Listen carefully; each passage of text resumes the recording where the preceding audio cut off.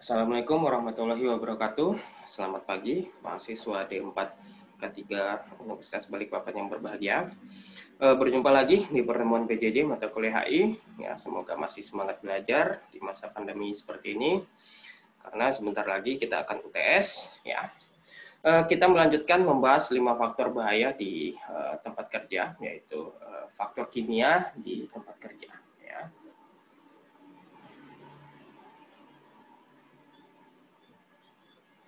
Potensi bahaya di tempat kerja. Bahan kimia itu dapat berisiko serta beracun bagi badan manusia. Ya, ditambah lagi bila terkena dalam jumlah yang banyak. Namun demikian, sebenarnya bahan kimia itu diperlukan dalam beberapa jenis pekerjaan. Ya, ini zat kimia dapat masuk ke badan, ya. Anda lewat hidung, bisa Anda lihat ya, lewat hidung itu dia berbentuk udara, kemudian bisa lewat kulit, mata, mulut, ya, berbentuk gas, uap, serta aerosol, ya, debu, asap, kabut, gitu, ya.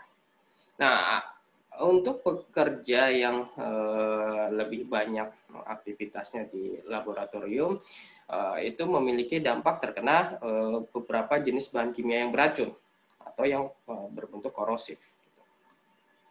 Nah, di samping untuk Anda atau pekerja di laboratorium, nah, orang yang kerja di pabrik itu juga pertambangan berisiko ya terkena asap serta debu hingga memunculkan gangguan pernafasan. Ya, ini menjadi concern kita untuk bahaya kerja kimiawi.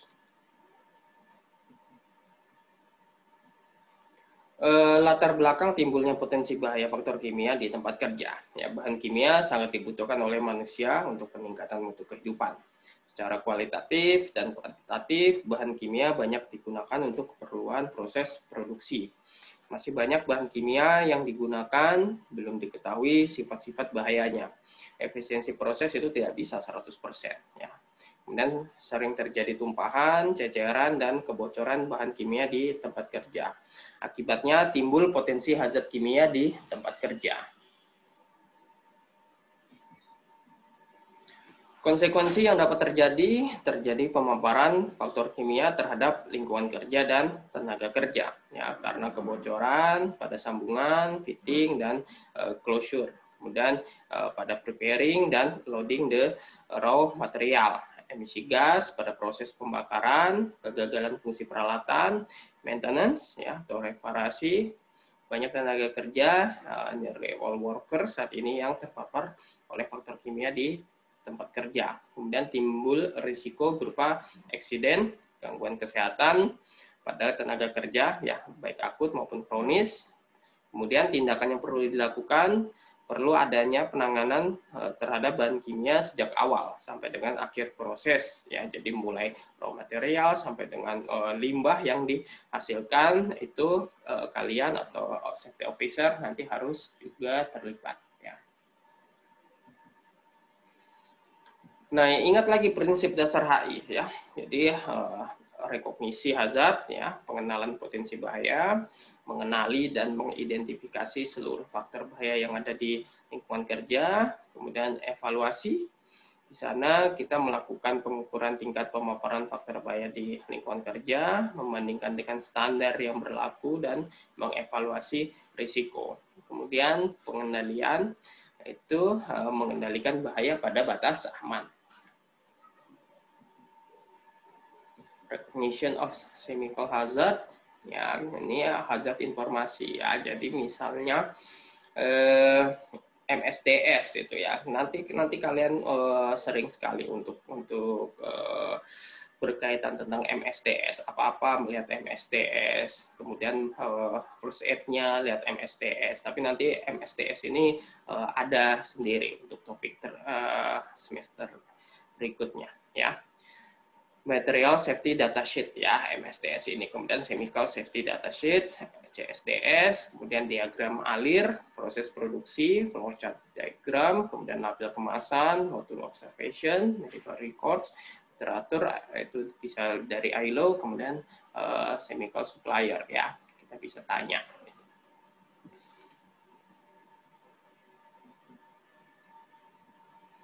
penggunaan bahan kimia. Ya, bahan kimia secara global itu diproduksi 400 juta ton per tahun. Gitu. Jadi penemuan jenis baru itu per tahunnya 1.200 jenis gitu, di Amerika Utara.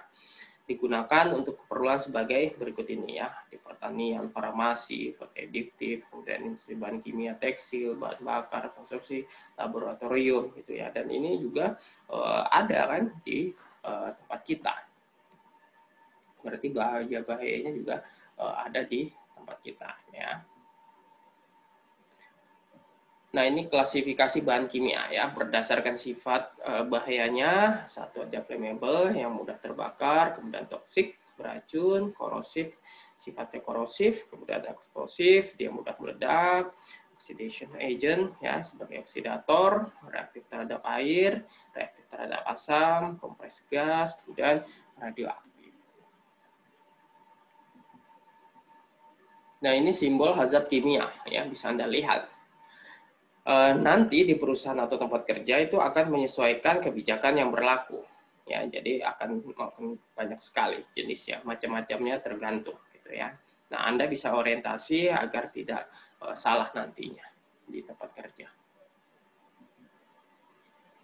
Nah, ini klasifikasi faktor kimia berdasarkan bentuknya. Ada yang partikulat, kemudian ada yang non partikulat ya. Partikulat, titik cairan atau debu yang berukuran halus, diameter ya, 0,02 sampai 500 mikron, mempunyai kecepatan jatuh rendah, berpotensi berada cukup lama di udara. Non partikulat, gas, zat yang tidak mempunyai bangun sendiri, dapat berdifusi, mengisi seluruh ruangan, wujud dapat diubah dengan merubah suhu dan tekanan. Uap, bentuk gas dari zat yang dalam keadaan normal berbentuk cair, tidak kelihatan dan berdifusi mengisi seluruh ruangan. Nah, yang tergolong partikulat itu debu ya, partikel padat yang terjadi karena kekuatan mekanis atau alami. Kemudian kabut, mist ini butiran halus yang terbentuk pada proses penyemprotan cairan. Fume terjadi pada proses peluburan logam. Asap, partikel karbon kurang dari 0,5 mikrometer bercampur dengan senyawa hidrokarbon pada proses pembakaran yang tidak sempurna. Nah, kemudian ini adalah klasifikasi debu. Ya, ada yang debu respirable, itu artinya dia bisa masuk ke dalam saluran pernafasan 0,5 sampai 4 mikrometer ya. Kemudian debu torasik dia 5 sampai 10 mikrometer, kemudian debu inhalable ini lebih dari 10 mikrometer sampai 100 mikrometer. Kemudian serat ya, yang bentuk karakteristik rasio panjang lebar adalah 3:1. Panjang minimal 5 mikrometer dan maksimal 100 mikrometer.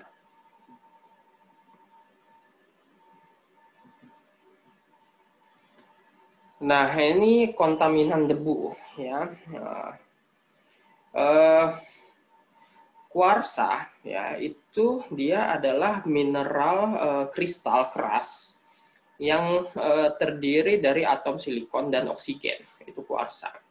Nah, pemotongan, penggilingan, pengelupasan, pengamplasan, ya, pengeboran, pemelesan, gitu. Nah, produk-produk batu alam dan buatan itu dia dapat melepaskan partikel debu silika kristal yang kecil, gitu bentuknya ke udara, yang kemudian dihirup oleh pekerja pada tingkat yang berbahaya. Nah, silika kristal yang ukurannya dapat terhirup itu karsinogen ya, yang respirable tadi, yang debu respirable tadi. Itu dia sifatnya karsinogen dan dapat menyebabkan penyakit paru-paru gitu ya, silikosis, fibrosis paru gitu. Makanya ini sangat berbahaya.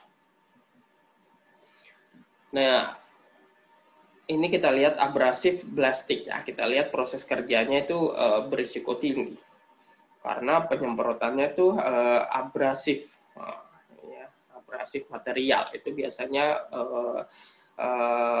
menggunakan pasir silika atau steel grit gitu ya, dengan tekanannya itu tinggi.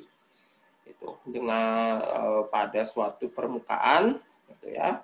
Tujuannya untuk menghilangkan material kontaminasi, misalnya karat, gitu ya, cat, garam, gitu, oli, gitu. Makanya dia diberi tekanan yang tinggi. Gitu. Nah ini juga kita bisa lihat risikonya ya dari gambar. Nah, kemudian ini asbes elemen ya. Nah di dalamnya itu ada silika. Gitu.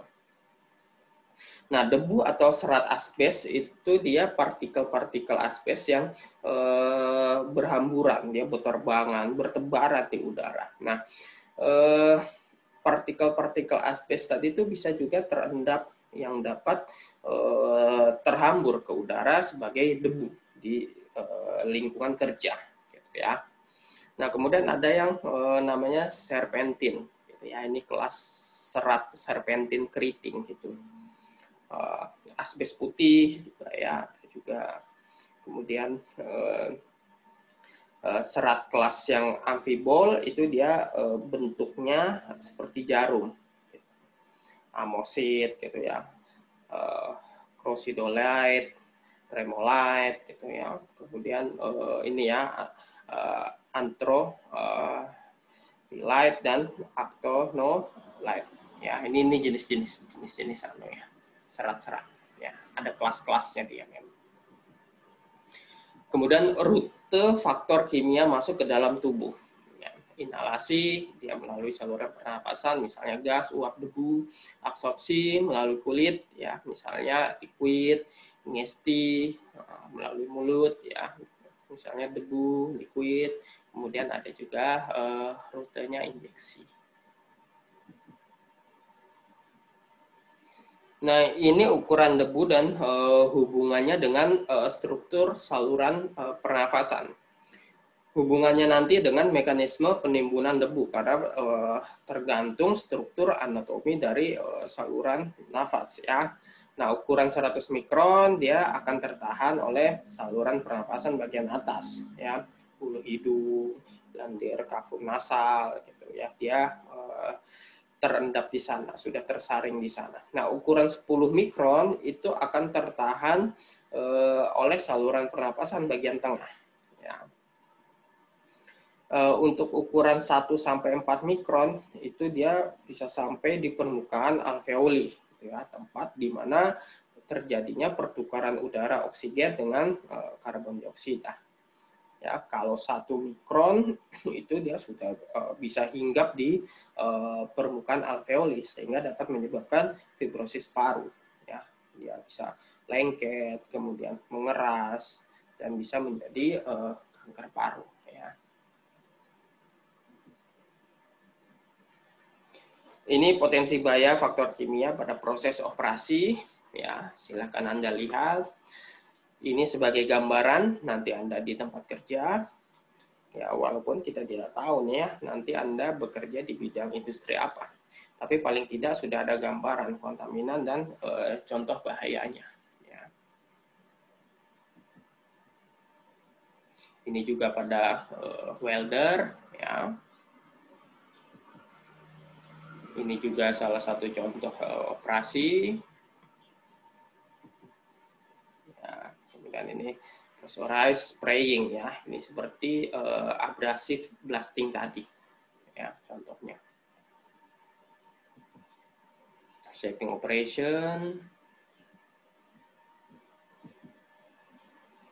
Nah ini evaluasi atau pengukuran faktor kimia di lingkungan kerja. Tujuannya mengetahui kadar dan jenis faktor kimia di udara tempat kerja, kesesuaian dengan standar yang ada, NAB, faktor kimia atau TLV, kemudian sebagai dasar perencanaan penyediaan alat kendali atau menilai efektivitas alat kendali, sebagai data pendukung pada penyelidikan tentang penyakit akibat kerja untuk perencanaan APD yang sesuai.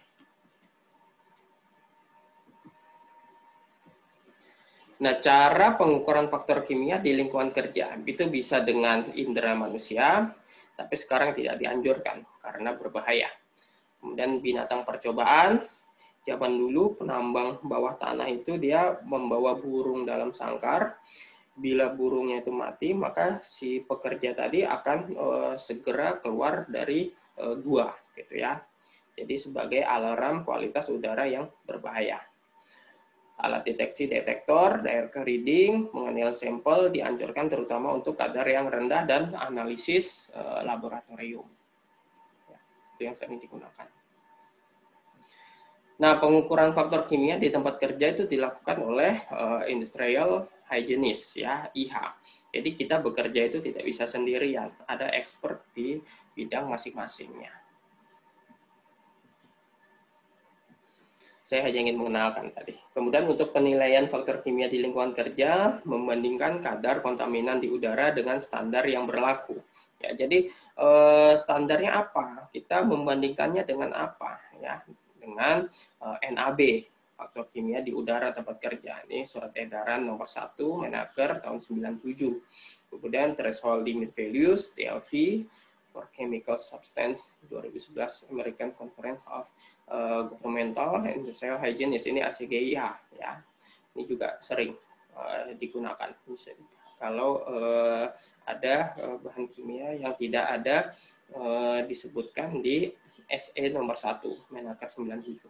Kemudian permissible exposure, limit occupational safety and health administration OSHA. Ya, di OSHA juga ada. Kita bisa rujuk ke sana untuk nilai yang dijadikan acuan. Ya. Ini 3 kategori NAB. Nilai rata-rata dengan mempertimbangkan waktu atau TLV TWA, ya, threshold limit value atau time wake average. Ini untuk 8 jam kerja per hari. Nah, yang kedua NAB pemajanan singkat yang diperkenankan, PSD, atau TLV style, ya. TLV short term exposure limit. Ini dia untuk 15 menit. Ya, maksimal 4 kali 15 menit dalam 8 jam kerja per hari. Jarak waktu pemaparan pertama dengan terpapar berikutnya itu dia harus lebih dari 60 menit. Yang ketiga, NAB konsentrasi tertinggi, KTD atau TLV ceiling. Konsentrasi tertinggi yang tidak boleh dilampaui setiap saat, ya. Jadi berapapun, waktu berapapun, tidak bisa melebihi TLV ceiling ini. Ya, ini sebagai contoh, ya. Untuk data lengkap masing-masing jenis bahan kimia itu nanti bisa Anda lihat di OSHA atau di ACGIH. Nah, ini contoh penilaian faktor kimia di lingkungan kerja. Jadi dia membandingkan hasil pengukuran dengan nilai acuan sehingga didapat sebuah kesimpulan. Ya. Nah, ini peraturan perundangan. Ya. Jadi kita bekerja memang harus sesuai dengan aturan. Jadi apa yang kita pakai, apa yang kita ikuti, ya ini, ya, Undang-Undang nomor 1 tahun 70 tentang K3, Permen nomor 5 tahun 2018 tentang K3, kemudian linker, NAB faktor fisik dan faktor kimia di udara tempat kerja, TLV, PI ACGIH 2011, kemudian PGL OSHA dan lain-lain, ya, bisa Anda gunakan. Pengendalian faktor kimia di lingkungan kerja ada yang secara operasional, eliminasi atau substitusi, kemudian menentukan jarak penanganan, ventilasi juga bisa, kemudian PPI, ya, APD, kemudian personal hygiene.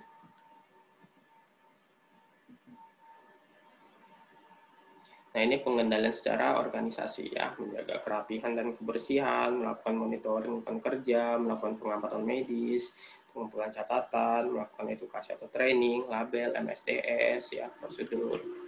Ini bisa Anda lakukan di tempat kerja juga. Ya, demikian yang bisa saya sampaikan. Semoga bermanfaat.